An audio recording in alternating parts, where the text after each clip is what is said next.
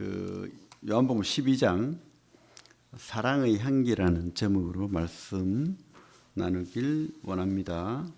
우리 12장 1절부터 8절까지 한번 같이 한번 읽어볼까요? 12장 1절부터 8절까지 시작. 유월절 엿새 전에 예수께서 베다니에 이르시니 이곳은 예수께서 죽은 자 가운데서 살리신 나사로가 있는 곳이라. 거기서 예수를 위하여 잔치할세 마르다는 일을 하고 나사로는 예수와 함께 앉은 자 중에 있더라. 마리아는 지극히 비싼 향유 곧 순전한 나드 한 근을 가져다가 예수의 발에 붓고 자기 머리털로 그의 발을 닦으니 향유 냄새가 집에 가득하더라. 제자 중 하나로서 예수를 잡아 줄 가룟 유다가 말하되 이 향유를 어찌하여 300데나리온에 팔아 가난한 자들에게 주지 아니하였느냐 하니, 이렇게 말함은 가난한 자들을 생각함이 아니요 그는 도둑이라 돈꾀를 맞고 거기 넣는 것을 훔쳐감이러라.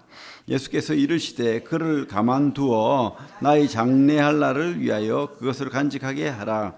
가난한 자들을 항상 너희와 함께 있거니와 나는 항상 있지 아니하리라 하시니라. 유치환 선생님의 행복이라는 시가 있죠. 참 아름다운 그런 내용입니다. 제가 참 유치환 선생님 시가 참 좋아하는데, 행복, 사랑하는 것은 사랑을 받는 이보다 행복하니라. 오늘도 나는 에메랄드빛 하늘이 환히 내려배는 우체국 창문 앞에 와서 너에게 편지를 쓴다. 행길로 향한 문은 숱한 사람들이 제각기 한 가지씩 족한 얼굴로 와선 총총히 우표를 사고 엽서지를 받고 먼 고향으로 그리운 사람께로 슬프고 즐겁고 다정한 사연들을 보내나니, 세상의 고달픈 바람 곁에 시달리고 나부끼어 더욱더 의지 삼고 피어 엉클어진 인정의 꽃밭에서 너와 나의 애틋한 연분도 한 방울 연연한 진홍빛 양귀비 꽃인지도 모른다. 사랑하는 것은 사랑을 받는 이보다 행복하니라. 오늘도 나는 너에게 편지를 쓰나니 그리운 이여 그러면 안녕. 이것이 이 세상 마지막 인사가 될지라도 사랑하였으므로 나는 진정 행복하였느라. 참 가슴이 그죠? 찡하지 않습니까? 행복. 사랑하는 것은 사랑을 받는 이보다 행복하다. 사랑은 뭐죠? 대상이 필요하죠. 그죠? 혼자 사랑합니까? 아니잖아요. 물론 짝사랑도 있죠. 그 짝사랑도 어쨌든 좀 슬프지만 대상이 있는 겁니다. 사랑할 대상이 있고 그 사랑할 대상을 보며 가슴 두근거리고 그렇게 하는 거죠. 물론 그 대상이 나를 사랑하지 않으면 가슴이 찢어지죠. 그죠? 주님이 그러하지 않나 생각이 듭니다. 주님은 우리를 사랑하시고 모든 걸 다 주시고 또 심지어 그 사랑의 편지를 우리에게 주셨습니다. 그 성경이죠. 우리 성경을 주셨어요. 주님도 똑같습니다. 주님은 우리를 사랑하시고 또한 우리에게 응답 받기를 원하는 거예요. 베드로서 요한복음 21장에 보면 베드로에게 말하잖아요. 너는 나를 이 사람들보다 더 사랑하느냐? 너는 나를 사랑하느냐? 3번이나 묻잖아요. 주님이 내가 사랑하는 줄 압니다. 주님 아시잖아요. 자꾸 물으니까 얼마나 근심되겠어요. 그죠? 내 양을 먹이라, 내 양을 치라, 이렇게 사명을 또 주셨는데 주님도 그렇게 사랑을 또 확인하기를 원한다는 생각이 듭니다.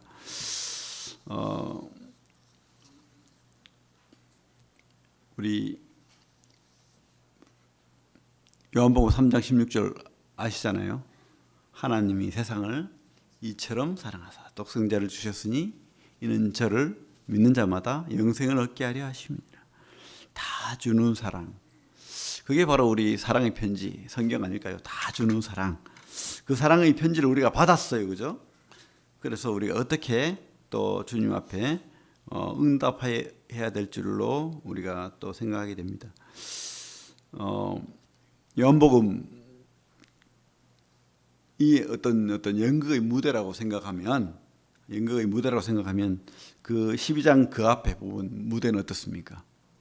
그렇죠? 굉장히 이렇게 놀라운 클라이막스로 올라갔다가 갑자기 이렇게 떨어지고 갑자기 어두운 조명이 쫙 비치는 그런 모습이 아닐까 이런 생각이 듭니다. 나사로를 살리는 이야기가 나오잖아요. 친구 나사로, 아주 주님과 가까웠던 가족들, 나사로, 마르다, 마리아. 그렇게 주님께서 간혹 그 집에 묵었고 그렇게 같이 밥을 먹고 잠도 자고 그랬던 그런 집이었습니다. 그죠? 근데 그 친구가 병이 걸려서 죽는데요. 빨리 와달래요. 근데 주님은 가지 않아요. 이틀을 머물고 있다가 그렇게 뒤늦게 갑니다. 그러면서 우리 11장 25절 26절 보면 이렇게 돼 있죠. 예수께서 이르시되 나는 부활이요 생명이니 나를 믿는 자는 죽어도 살겠고 무릇 살아서 나를 믿는 자는 영원히 죽지 아니하리니 이것을 네가 믿느냐? 여러분 믿습니까? 예. 우리에게 똑같은 질문을 주님께서 한다고 생각됩니다. 그죠? 주님께서는 바로 이것을 보여주기 위해서 나사로를 죽도록까지 놔두고 썩은 냄새가 날 때까지 기다린 거죠. 근데 주님을 그죠? 이때까지 제자들도 그렇고 못 믿는 거죠. 이해갑니다. 그죠? 충분히. 지금도 그런데 지금도 우리가 믿는다 하지만 아직도 우리에게 믿음이 많이 없잖아요. 그래서 우리 성경을 보면 주님께서 32절 보면 11장 32절 보면 마리아가 예수 계신 곳에 가서 배웁고 그 발 앞에 엎드려 이르되 주께서 여기 계셨더라면 내 오라버니가 죽지 아니하였겠나이다 하더라. 이제 죽었으니까 이제 끝났죠.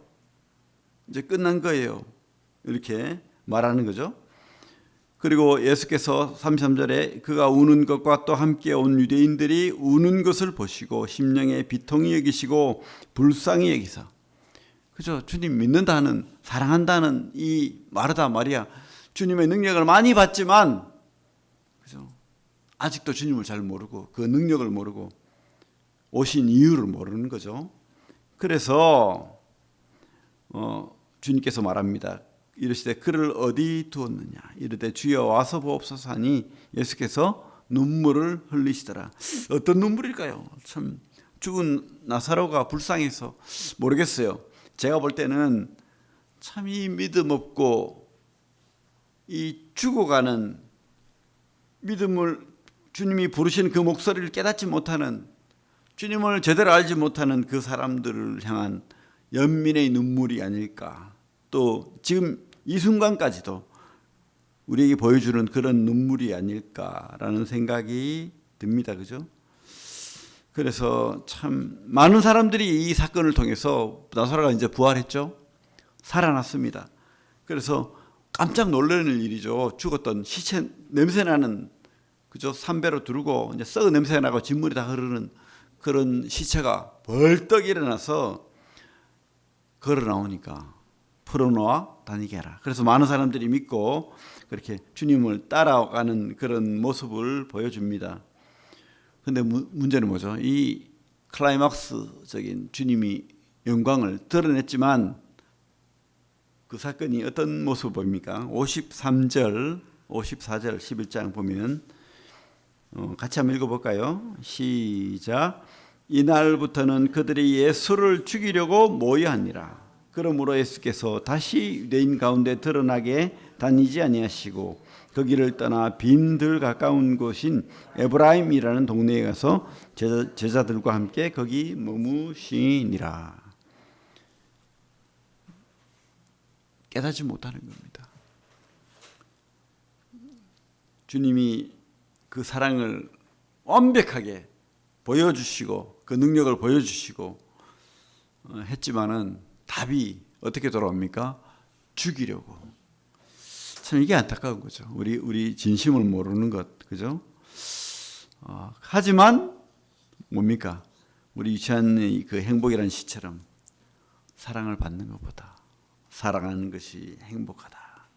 그래서 주님은 끝까지 사랑하십니다. 그리고 끝까지 자기 길을 가는 거예요. 유월절 죽음을 앞둔 시점에, 그죠? 어쨌든 자기 길을 가는 겁니다. 그리고 이제 우리 12장 오면 유월절 엿새 전에 이제 그죠?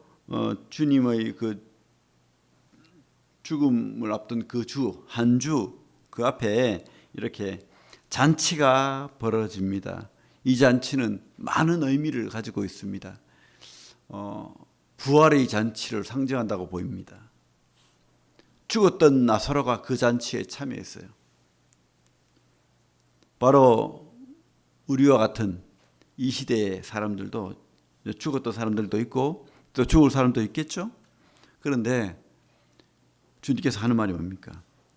죽어도 살고 살아서 나를 믿는 자는 영원히 죽지 아니하리라. 그래서 이 살아서 주님과 함께 잔치를 즐기는 이 나사로가 바로 우리의 미래의 모습이라는 것입니다. 그죠? 주님을 사랑하는 사람들이 주님과 함께 주님의 사랑을 받으면서 그 잔치에 지금 참여하는 거죠. 나사로가 특별히 그렇고 또 그 섬기는 마르다, 또 모든 것을 주님께 드리는 그 마리아, 주님과 함께하는 잔치. 여러분 기대가 되지 않습니까? 물론 지금도 주님 우리가 주님과 함께하는 잔치를 우리도 지금 즐기고 있는 거예요. 사실은 여러분 속에 주님이 없습니까? 있습니까? 있죠. 그러면 잔치인 겁니다. 그 어떤 모태신앙을 가진 청년이 고백을 합니다. 교회를 열심히 섬깁니다. 부모를 따라서 반주도 하고 또 가끔씩 교회 청소도 하고. 그런데 늘 자기가 하는 일, 또 자기가 기도하는 기도 제목은 이루어지지 않더라는 거예요. 행복하지 않은 거야, 신앙이. 나는 왜 이럴까? 주님은 도대체 왜 나의 기도도 나의 삶을 안 돌봐주십니까? 청소하면서 불평하고 반주하면서 불평하고 안 행복한 거예요. 남들은 칭찬하지만. 근데 어느 날 주님을 만나는, 진짜 주님을 나의 구주로 영접하는 그 한날을, 그 한 밤을 맞이했대요. 그러니까 모든 불평, 모든 욕망이 다 사라지더랍니다. 그리고 많은 제자들이 했던 그 질문이, 그 하나님 주님께 대한 고백이 나오더래요. 주님, 내가 어떻게 살죠? 무엇을 주님께 드리죠? 내가 어떻게 주님을 섬기면 되죠? 이런, 그죠? 질문이 자기 속에서 일어난다는 거예요. 주님 앞에 고백을 하고. 그러면서 너무도 행복한 그런 기쁨을 누렸다고 이렇게 간증을 하더라고요. 여러분 어떻습니까? 우리가 지금 잔치 중이죠. 물론 이 다음에 또 잔치를 할 것입니다. 그 잔치를 우리가 기대하고, 또 지금도 주님이 그 잔치를 여러분들이 느껴야 됩니다. 깨달아야 됩니다. 그죠? 당연히 나사로 같은 그런 죽었던 자가 부활한 그 기쁨 여러분들이 느끼길 바랍니다. 우리가 또 두 번째로 사랑은요 표현돼야 됩니다. 그죠? 표현돼야 됩니다. 그냥 뭐 아무도 몰라요. 가만히 있으면. 우리 아가서 한번 말씀 볼까요? 구약에 보면 우리 아가서 961페이지입니까? 아가서 1장 3절. 아가서가 참 우리 초막절에 아가서를 읽는다고 하는가? 그렇죠? 참 어찌 생각하면은 참 19금이에요. 그죠? 근데 우리 유대인들은 그 큰 절기에 아가서를 읽어요. 왜? 잔치잖아요. 가장 큰 잔치가 뭡니까? 남녀 간의 사랑. 이걸 상징적으로 보여주는 게 뭡니까? 하나님과 나의 그 사랑. 그죠? 그래서 1장 3절을 보면 너의 기름이 향기로워 아름답고 내 이름이 쏟은 향기름 같으므로 처녀들이 너를 사랑하는구나.